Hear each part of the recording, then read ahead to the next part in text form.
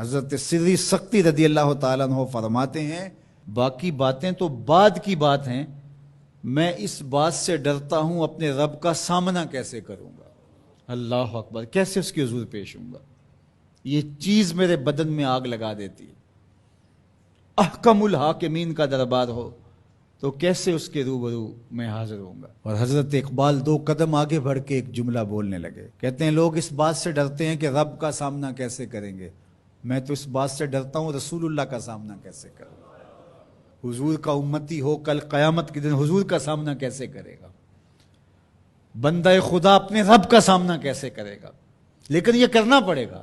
یہ نہیں ہے کہ کوئی فرار کا راستہ تلاش کر لے کہ میں نہیں کرتا، یہ کرنا تو پڑے گا، ہر صورت میں کرنا پڑے گا۔ بلکہ ایک حدیث پاک میں آتا ہے قیامت کے دن جب لوگ اس کے روبرو پیش ہوں گے تو اللہ بندے کو اپنے حضور سے ہٹنے نہیں دے گا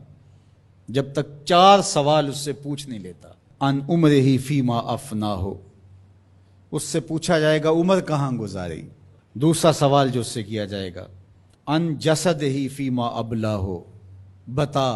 اپنے جسم کو کن کاموں میں لگایا، تجھے پھریرا بدن دیا تھا، اٹھتی جوانی تھی، عنفوان شباب تھا، چمکتی آنکھیں تھی، روشن چہرہ تھا، تجھے سنتے کان بولتی زبان بخشی، چوڑی چھاتی عطا کی، نرگسی آنکھیں تھی، کشادہ پیشانی تھی، قدِ رانا بخشا گیا۔ جب تو چلتا تھا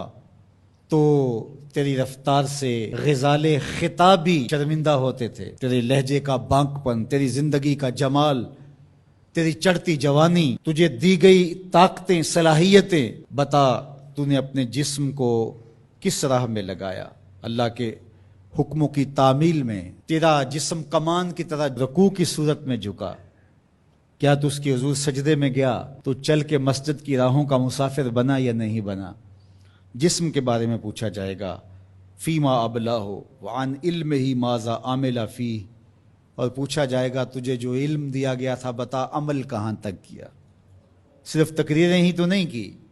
لوگوں کو سمجھاتا رہا اور خود کورے کا کورا رہا، لوگوں کو عمل کی دعوت دیتا رہا اور اپنا من گندا اور میلا ہی رہا، لوگوں کو تلقین کرتا رہا لیکن خود اس پر عمل پیرا ہوا یا نہ ہوا۔ چوتھا سوال جو بندے سے کیا جائے گا وَعَن مَالِهِ مِنْ أَيْنَ اكْتَسَبَهُ وَفِيمَا أَنْفَقَهُ، بتا مال کمایا کیسے اور یہ بھی بتا مال خرچ کہاں کیا۔ مال کے بارے میں 2 سوال ہو گئے، کمایا کہاں اور خرچ کہاں کیا۔ تو اللہ جل شانہ کا سامنا تو کرنا پڑے گا اور ایک وقت آنا ہے کہ تو اپنے رب سے ملاقات کرنی ہے۔ ارشاد فرمایا کہ اذا احب عبدی لقائی احببت لقاءہ وَإِذَا كَرِهَ لِقَائِي كَرِهْتُ لِقَاءَهُ، جب میرا بندہ مجھ سے ملنے کی چاہت رکھتا ہے تو میں بھی اس سے ملنے کی چاہت رکھتا ہوں، پھر وہ ملاقات تو پھر زندگی کی آرزو ہے کہ میں اس کے حضور جاؤں، لیکن اچھے اعمال کا ذخیرہ ہوگا تو پھر ملنے کی آرزویں ہوں گی، گناہوں کا بوجھ ہو تو پھر ملنے کی تمنا ہی نہیں ہوتی۔ جو اشتہاری ہوتے ہیں وہ تو شہر سے گریز کر کے پردے میں گزرتے ہیں، تھانے کے آگے سے کیسے گزریں گے؟ جن کے ذمہ جرم کوئی نہیں ہوتا تو ان کو کوئی پرواہ نہیں ہوتی ہے، اللہ کی پکڑ سے کوئی بچ تو نہیں پائے گا، لیکن جنہوں نے اللہ کی رضا کے لیے زندگی بسر کی ہوگی اللہ جل شانہ سے ملاقات کا شوق انہیں کشاں کشاں اس کی دہلیز پہ لے جائے گا۔ تو کہا یا ایھا الانسان انک کادح الی ربک کدحا فملاقی، تو اس سے ملاقات تو کرنے والا ہی ہے، کرے گا تو صحیح، لیکن ملاقات کی کیفیت کیا ہوگی، حالت کیا ہوگی، صورت کیا ہوگی، اب یہ تیرے اعمال کے مطابق تجھے پتہ چلے گا کہ تو کہاں کھڑا ہے۔ تو اپنی مختصر زندگی کو مالک کی راہوں پہ ڈال دیں۔ یہ زندگی ایک بار ہی ملی ہے، دوبارہ نہیں ملنی۔ یہ اس وقت ڈاڈا پچھتاوا ہوگا، لوگ کہیں گے یا اللہ ایک بار بھیج دے بس، اب تو آنکھوں سے سب کچھ دیکھ لیا، دوبارہ تو سر سجدے سے نہیں اٹھائیں گے۔ کہا تجھے بھیجا تھا، پیغمبر بھی بھیجے تھے، کتابیں بھی اتاری تھی، روز مرتے ہوئے لوگ تیرے سامنے تھے، اٹھتے ہوئے جنازے تیرے سامنے تھے، پھیلے ہوئے قبرستان، ڈوبتا ہوا سورج،